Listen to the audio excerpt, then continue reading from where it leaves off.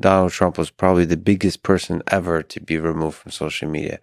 Do you understand why that was done? Can you steelman the case for it and against it?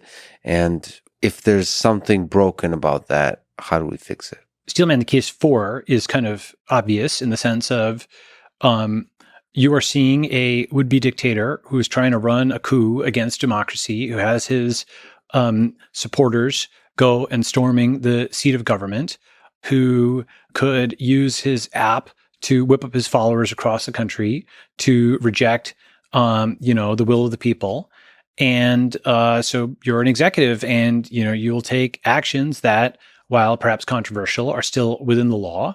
And you'll make sure that you do your part to defend democracy by making sure that at least this guy's megaphone is taken away and that his supporters cannot organize more riots, right? That's basically the case, for the deplatforming.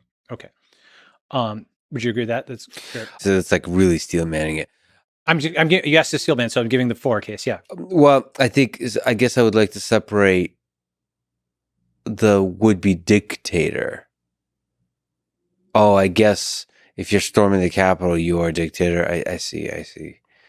So those two are interlinked, right? You have to have somehow a personal judgment of the person. Bad enough to be worth this, significant step. Yeah. It's not just their actions or words in a particular situation, but broadly. The context of everything that led up to this moment and so on, right? Yeah. So that's a for case, right? Now, the against case. There's actually several against cases, right? There's obviously the Trump supporters, against case. There is the sort of the libertarian / left libertarian, against case. And there is the rest of world against case, okay? Mm-hmm. There's actually three, because it's not just two factions, there's multiple, right? So what is the Trump supporter against case? There's an article called The Secret Bipartisan Campaign That Saved the 2020 Election, right? Which came out a few weeks after the inauguration, like February 4th, 2021. And essentially, the Trump supporter would read this as basically saying, in the name of defending democracy, they corrupted democracy, whether it was actually vote counts or just changes of all the rules for mail-in ballots and stuff. There were regular meetings between the Chamber of Commerce and, AFL and the unions. And in particular, they admit that the BLM riots of the mid 2020s were actually on a string, and they could say, stand down, right? So that's a quote from this article where it's like, the word went out, stand down, protect the results, announced that it would not be activating the entire national mobilization network today, but remains ready to activate if necessary. Podhoser credits the activists for their restraint. So basically, the activists reoriented the protected the results protest towards a weekend of celebration. So point being that the fact that the Trump supporter would say, the fact that they could tell them to stand down meant that the previous, unrest was in part, coordinated. And so it'd say, okay, so that makes it illegitimate in a different way, right? Mm-hmm. Plus, what is one riot on Jan 6 versus the attacks on the White House and stuff? There's storming of the White House in mid 2020 and didn't actually storm the White House, but they're setting fires outside and it's quite a lot of stuff, right? So the second against case is let's say, libertarian / left libertarian who'd say, do we really want giant corporations, regardless of what you think about Trump, and you don't have to be a Trump supporter, do you really want giant corporations to be determining who can say what on the internet? And if they can deplatform a sitting president and the, quote, most powerful man in the world, he's not the most powerful man in the world. In fact, the, quote, people are electing a figurehead, and actually, it's the heads of network that are more powerful than the heads of state, right? Mm-hmm. That the fact that the CEOs of Facebook and Twitter and Google and Apple and Amazon all made those decisions at the same time to not just deplatform Trump from Twitter, which literally billions of people around the world saw, but also censor or stop on Facebook, and to have Google and Apple pull Parler out of the App Store and Amazon shut down the back end, that would be corporate collusion by any other name. It's actually very similar to the so-called business plot against FDR. FDR was a complicated figure who can, in some ways, best be thought of as the least bad communist dictator or socialist dictator of the 20th century. Why? Because he nationalized the economy, repealed the 10th Amendment, right? tried to pack the courts. He, sicked the government on all of his enemies, from Huey Long to Andrew Mellon. Obviously, he interned the Japanese, which shows that wasn't really totally a good guy, right? We don't usually think of, it's the same guy who did this, did that. Earlier in his life, most people don't know this one, he led a whole Navy thing to entrap gay sailors. And did you know about this one? No. Yeah. Google FDR entrapment of gay sailors. Basically, he got young men to try to find folks within the Navy who were gay, and then basically entrap them so that they could be prosecuted and what have you, right? FDR did a lot of stuff, but fundamentally nationalized the economy and set up the alphabet soup, is what they called it at the time. And that's like all these agencies or whatever. And in some sense, he's, continuous, there'd been a rising trend of centralization. Woodrow Wilson obviously centralized, Lincoln centralized, right? Even actually, 1789 was a degree of centralization over the more, loose thing that was 1776, 1789. So he was on that trend line, but he was definitely a huge kind of dog leg up. So the thing is that because of all the lawsuits that were flying, many, folks like Amy Schlaze, has written a book, The Forgotten Man, and essentially her thesis and the thesis of many others at that time, like John T. Flynn, who's this journalist who, was pro FDR and then was against, was that FDR made the Great Depression great. Okay, that it wouldn't have been such a bad thing without him mucking up the entire economy and giving it a sickness. It would have recovered quickly without that, right? This is a counterfactual, which people just argue about it really angrily back and forth. And you can't actually run the experiment unless you could fork the economy, right? Just like, were the bailouts good or bad? I think they were bad, but how could I prove it? I'd need to actually be able to fork the economy. Crypto actually allows you in theory to do that, like where folks could actually shift balances. This is a whole separate thing where you could actually start to make macroeconomics into more of an experimental science rather than simply arguing from authority. You could argue from experiment. Some of the virtual economy stuff that Edward Castronova has done is relevant to this. We can talk about that. Point is, though, with FDR, there's this thing, because he had waged such a war on private industry at that time and justified it with this narrative, quote, bold, persistent experimentation. There was something called the, quote, business plot, where all of these captains of industry that he'd been beating up. And again, Teddy Roosevelt had also been doing this with, the trust buster. The journos at the time, Ida Tarbell had gone and, basically ran all these articles on Rockefeller and knocked him down. Woodrow Wilson is going to control. But FDR, the CEOs were thinking, oh, bad, this is so terrible. There's a so-called business plot to try to take over the government and stop FDR from, pushing the country in what they thought was a bad direction. Smedley Butler was a general that they recruited to try to help them with this, but he turned on them and he went and kind of broke the whole thing open and told to Congress and so on. And so all this guy's, the whole plot was broken up. All right. Now, one way of thinking about today, or the whole aftermath of Jan 6, is it's a business plot, but in reverse, because the generals and the CEOs both were against Trump, and actually the business plot happened, and now all the CEOs just boop, boop, boop, they pulled push all the buttons that they needed to, and now the network was prime over the state. Okay, now why is that an interesting way of looking at it? Because one thing I have in the book is you can kind of think of 1950 as as peak centralization. You go forward and backward in time, things decentralize, for example, and you start getting mirror image events that happen with the opposite outcome. For example, 1890, the frontier closes. 1991, the internet frontier opens. The internet becomes open for commerce. Okay. You go backwards in time, you have the Spanish flu. Forwards in time, COVID-19, right?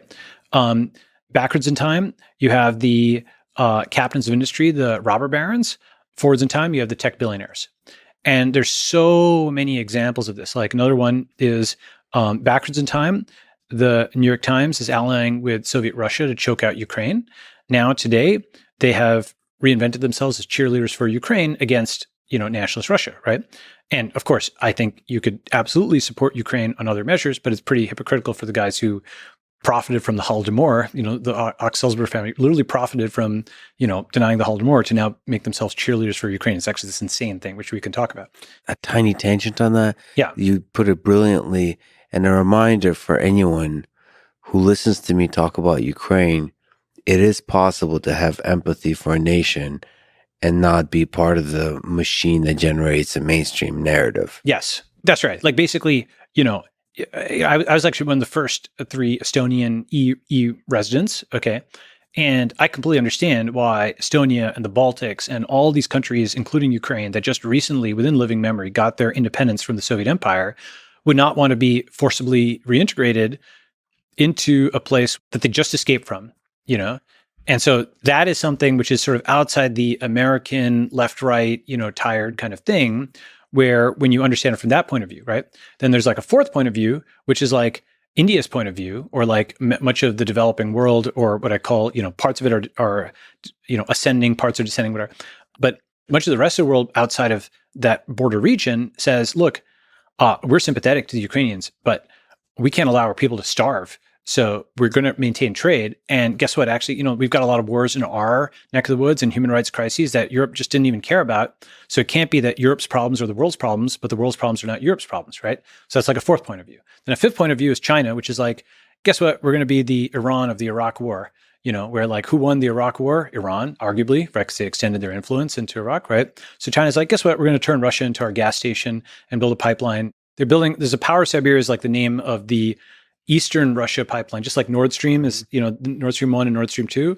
I think they're building a new pipeline, through Mongolia. So Xi Jinping and Putin and the Mongolian head of state were all photographed kind of thumbs upping this pipeline. We'll see if it goes through, but it's ironic that, Russia wanted to make Ukraine their, colony, but the outcome of this war may be that Russia becomes China's colony, So that's at least like 5 different perspectives, right? There's like the U.S. establishment perspective. There's the, Tucker MAGA perspective. There's the Baltics and Ukrainian perspective. There's like the Indian and like poor countries perspective. And then there's a Chinese perspective. And then of course there's the Russians, right? So, just respect to that, by the way, that's another example of history happening in reverse. This is the Sino-Soviet partnership, except this time China's a senior partner and Russia's a junior partner. And this time they're both nationalist rather than communist. And there's so many flips like this. And, I'm going to list a few more actually, because there's so many of them. Do you have an explanation why that happens? Yes. Let me just list a few of them. This is in the Network State book. It's in the chapter called Fragmentation, Frontier, Fourth Turning, Future is Our Past, right? So I give this example of like a fluid unmixing, right? Just watch this for a second, right? This is from Smart Everyday, Unmixing Color Machine, Ultra Laminar Reversible Flow, Smart Everyday, 217. And so you can mix something, and then like this thing that you don't think of as reversible, you can unmix it, which is insane, right? That it works. Okay, the physics of that situation, it just works, right? So for people just listening, that there is whatever the mixture this is ultra laminar reversible flow. So this probably has to do something to do with the material. We're used to mixing not being a reversible process. Exactly. And that's what that shows. And then he then reverses the mixing and is able to do it perfectly. That's right. So that's like the futures are past thesis. It shows that free will is an illusion. Just kidding. Okay. Well, basically there's some environments where, the equations are like time symmetrical. So you can, right? And this is one model, sort of, it's just an interesting visual model for what's happening in the world as we re-decentralize after the centralized century, right? So basically, I mentioned the internet frontier reopens. Back then, the Western frontier closed. Today, we experience COVID-19. Back then, we experienced the Spanish flu. Tech billionaires, then we had the capitalist industry, right? Today, founders like Elon and Dorsey are starting to win against establishment journalists. Back then, Ida Tarbell demagogued and defeated Rockefeller. I think net founders win this time versus the journos. Back then, the journos won over the founders, okay? Today, we have cryptocurrencies. Back then, we had private banking. Today, this is an amazing one. We have a populist movement of digital gold advocates. Back then, because Bitcoin maximalists and so on, where gold has become populist because it's against the printing money and so on and so forth. Back then, we had a populist movement against gold in the form of William Jennings Bryan in the Cross of Gold speech. Gold was considered a tool of big business. Now, gold is the tool against big business and big government, right? Digital gold, yeah. Digital gold, right. Today, we have the inflation and cultural conflict of Weimar-like America. Back then, we had the inflation and cultural conflict of Weimar Germany.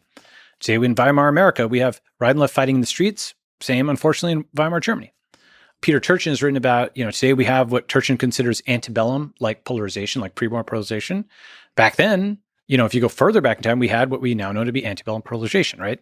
Today we have Airbnb. Back then we had flop houses. Today we have Uber. Back then we had gypsy cabs. So today we see the transition from neutral to yellow journalism. Back then we saw the transition from yellow to quote neutral journalism, right? Today figures like Mike Moritz, he wrote about China as energetic and America as laconic. But back then, Bertrand Russell actually wrote this whole long book. Actually, the mathematician Bertrand Russell, right, wrote this whole long book, which I didn't even realize he wrote about these kind of topics, about the problem of China. And one of his observations was, again, I'm not saying this is, I'm just saying he made this observation. He was saying that America was energetic and China laconic at the time because everybody was in opium dens and so on and so forth. Okay. More examples, the one I just mentioned, where the Chinese and Russians are again lining up against the West, except this time the Chinese are the senior partner in the relationship rather than the junior partner. Today, I think in the second Cold War, there will also be a third world. But this time, I think that third world might come in first because it's not the non-aligned movement, it's the aligned movement around Web3 protocols. That's fascinating. Yeah. That's where India comes in. By the way, something we haven't mentioned, Africa, that there could be very interesting things in Africa as well. Nigeria has first tech unicorn. And I'm investing there. And I think, it's one of these things where China's risen. India's like about 10 years behind, China, but I think this is the Indian decade in many ways. We can come back to that point. But there's absolutely, sparks of light in Africa. I mean, it's a huge continent. It feels like the more behind, sorry to interrupt, the more behind you are, the more opportunity you have to leapfrog. Sometimes that's right. M-Pesa is a classic example where they did this in East Africa, but I think there's more possibility there.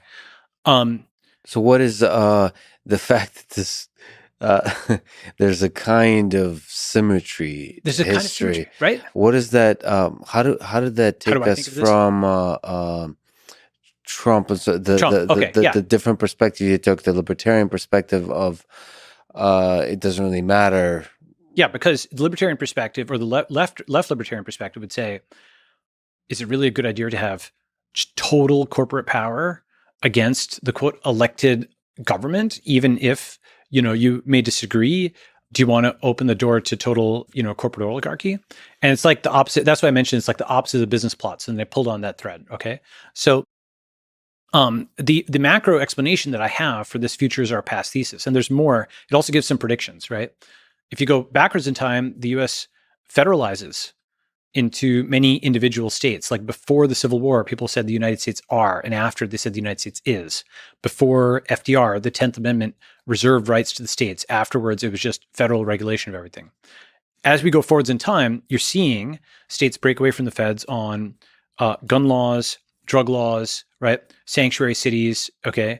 Many other kinds of things, And now Florida, for example, has its own guard that's like not a national guard, but like a state guard. Other cities, other states are doing this.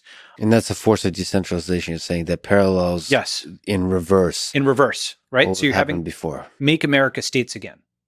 Nice. Okay. That's what's, I think, happening, right? But I'm not saying I think there's aspects of that are good. There's aspects that are bad, but just like that's kind of the angle, right?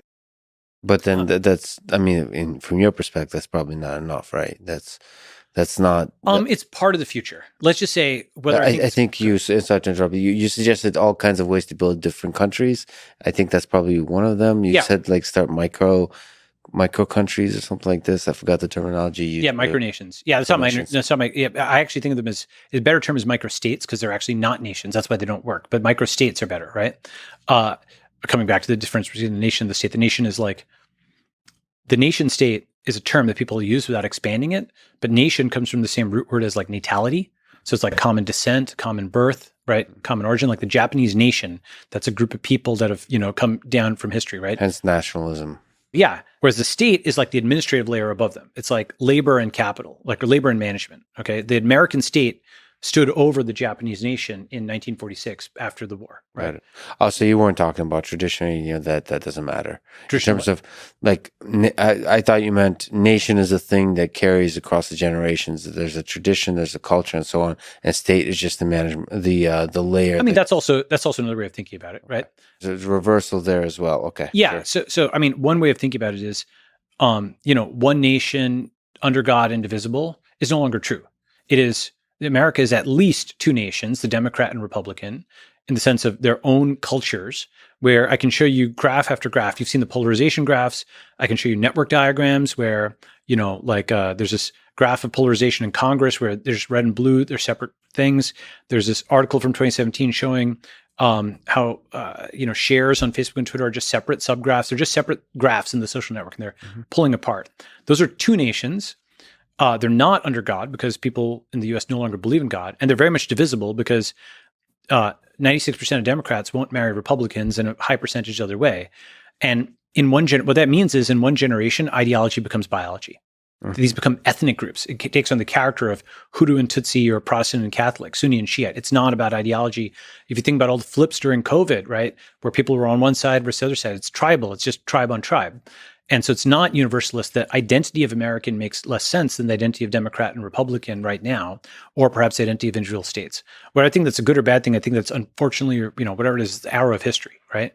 On the opposite side of things, India was 562 princely states at the time of Indian unification from 1947 to 1947 when they got independence from the British. It was 562 princely states. Most people don't know that part. And outside India don't know that part. It got unified into a republic only by 1950. And India is actually a modern India is like Europe. It's kind of like the European Union in the sense that we didn't have a unified India in the past. It was something with a lot of different countries like North and South India, or like Gujarat and Tamil Nadu, are as different as Finland and Spain. Okay. But India has moved in the direction of much more unification, like much more, centralization or what have you, whereas the US is decentralized. Okay. A few more things. There are flips, and I'll finish this off. Today, we're seeing the rise of the pseudonymous founder and startup societies. All the way back in the 1770s, we saw pseudonymous founders of startup countries, namely the US, right? The Federalist Papers. Today, we're seeing so far unsuccessful calls for wealth seizures in the US. Back then, we saw FDR's Executive Order 6102, which was a successful seizure of gold. I expect we may see something like that, an attempted seizure of digital gold. And I think that'll be one of the things that individual states like Florida or Texas may not enforce that. And I think that's actually the kind of thing where you could see, a breakup potential in the future, right? One other thing that kind of rhymes is, in many ways, like the modern U.S. establishment, the story that you hear is the victories in 1945 and 1865 legitimate the current establishment. That is, being the Nazis, being the Confederates, right? So they beat the ethnic nationalists abroad, and they beat the, quote, secessionists at home, right? And the ethnic nationalists were, Aryan Nazis, and the secessionists were, slave owners and against freedom, and so on and so forth. Okay, I'm not disputing that. I'm just saying that that's just like the way people think about it. There's a possibility, and I'm not saying it's 100% at all. Okay, but if you're a sci-fi writer, there's a possibility that the U.S. loses to the ethnic nationalists abroad, except this time they're Chinese communists, non-white communists, as opposed to Aryan Nazis, which seem like the total opposite. Okay. And there's a possibility that there is a financial secession at home where it's, Bitcoin maximalist states that are advocating for freedom, the opposite of slavery. See what I'm saying? Oh boy, that's dark. You're looking for major things in history that don't yet have a cognate going forward, right? And that's a nice way to think about the future. It is only one model, and any mental model or something like that. That's why I say, as a sci-fi scenario, it's just like a scenario one could contemplate, right? Where the new version has, the Chinese communists do not think of themselves as Aryans, right? But they are ultranationalist. And, the Hitler comparisons, people talk about Hitler endlessly, like Saddam is the new Hitler, everybody's the new Hitler, etc. If there is a comparison to, quote, Nazi Germany, it is, CCP China, in a sense. Why? They are non-English speaking, manufacturing powerhouse with a massive military build out under one leader that is a genuine peer competitor to the US on many dimensions. And in fact, exceeding on some dimensions of technology and science, right? That is like, the problem is it's a boy who cried wolf. People will say this a zillion times, right? Yeah. And, that is like, I'm not saying this, by the way, crucially, I think China is very complicated, and there's hundreds of millions of people, probably half in China, that disagrees with the current ultranationalist kind of thing, right? And so I kind of hate it when innocent Chinese people abroad or whatever are just like attacked on this basis or what have you. Plus, the other thing is that many Chinese people will say, well, look, relative to, where we were when Deng took over in 1978, we built up the entire country. We're not starving to death anymore. And the West wants to recolonize us. And so I understand where that's coming from. This way, you want to be able to argue different points of view. With that said, there's one huge difference, right? Which is Nazi Germany was like 70 million people. And the US was 150 million, and the Soviet Union was 150 million, and the UK was like 50 million. So they were outnumbered like 5-1. Mm-hmm. China outnumbers the US 4-1. This is going to be a fun century. Things are going to get under this model. Under this model, things are going to be potentially crazy. Plus, people are like, "Oh, I think this is." Again, I have nothing personal. There's this guy Peter Zeihan. He writes these books, right? I probably agree with about 20 or 30%, but I disagree with a lot of the rest. And a bunch of it is basically about how China's really weak and America's really strong, and the rest of the world is screwed. And I think there's absolutely problems in China. And, like the current management is actually messing a lot of things up. We could talk about that. But I do think that, the US is like fighting its factory. So one thing, Zion will talk about is how, America has this blue water navy, all the aircraft carriers, and China has nothing. It's got bupkis, et cetera. Well, China ships things all around the world, right? It probably has, one of the most active fleets out there in terms of, its commercial shipping. In terms of building ships, here's a quote: China's merchant shipbuilding industry is the world's largest, building more than 23 million gross tons of shipping in 2020. U.S. yards built a mere 70,000 tons the same year, though they typically average somewhere in the 200,000s. That is a 100 to 300x ratio just in shipbuilding. Pretty much everything else you can find in the physical world is like that. Okay, we're not talking like 2x. We're talking they can put together a subway station in 9 hours with prefab, and the U.S. takes 3 years. Mm-hmm. Okay. When you have 1,000x difference in the physical world, the reason the US was won against, Nazi Germany in a serious fight is they had this giant manufacturing plant that was overseas, and they just outproduced, right? And they supplied the Soviets also with Lend-Lease. And the Soviets talked about how they would not have won the war without the Americans. People are like, the Russians, fought the Germans. The Russians, armed by Americans, fought the Germans. Like it's a Soviet Union. They're not actually able to make high quality stuff. There obviously are individual people in Soviet Russia who were innovative, right? I'm not taking that away. There's a tradition of amazing. I just want to be like, there's individual Russians who obviously I admire, Mendeleev and Kolmogorov and so on. There's amazing Russian scientists and engineers. So I'm not saying that. I mean, in general, from brilliant folks like yourself that criticize communism, it's too easy to say nothing communism produces is good, which of course is not true. There's yes, a lot of brilliant people and a lot of even there's a lot of amazing things that have been created. Yeah, so they had some amazing mathematicians, amazing scientists, and so on, right? However, great branding on the red and the yellow. It's just, the branding is stellar. So Nazi Germany to excellent branding with the flag and so on. Yeah. So. Ends there in terms of compliments. Yeah. Well, actually, they copied a lot of stuff from each other. Like there's this movie called The Soviet Story. It basically shows a lot of Nazi and Soviet propaganda things next to each other. And you can see guys almost in like the same pose.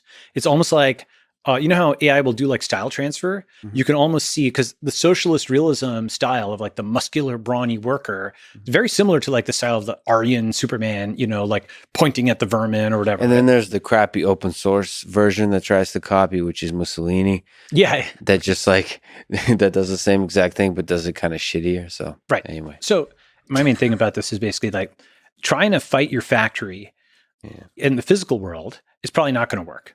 People are, I think, overconfident on this stuff, right? With that said, I think we want to, at all, the future is not yet determined, right? At all odds, we want to avoid a hot war between, a hot war between the U.S. and China would be. Do you think it's possible that we get a war? We're doing these things like Pelosi going to Taiwan and trying to cause something. Like, look, again, this is one of these things which is complicated because obviously, if there's more than one perspective on this, right? Again, you've got the U.S. establishment, the U.S. conservative, the Taiwanese perspective, the Chinese perspective, all the bystanders over there. There's more than one perspective on this, okay? If you're, one of China's many neighbors, you look at China with apprehension. Like Vietnam, for example, has sort of fallen into, or not fallen into, is partnering with India because they're mutually apprehensive of China. China is not making like great friends with its neighbors. It's kind of, it's demonizing Japan. It's so ultranationalist nowadays.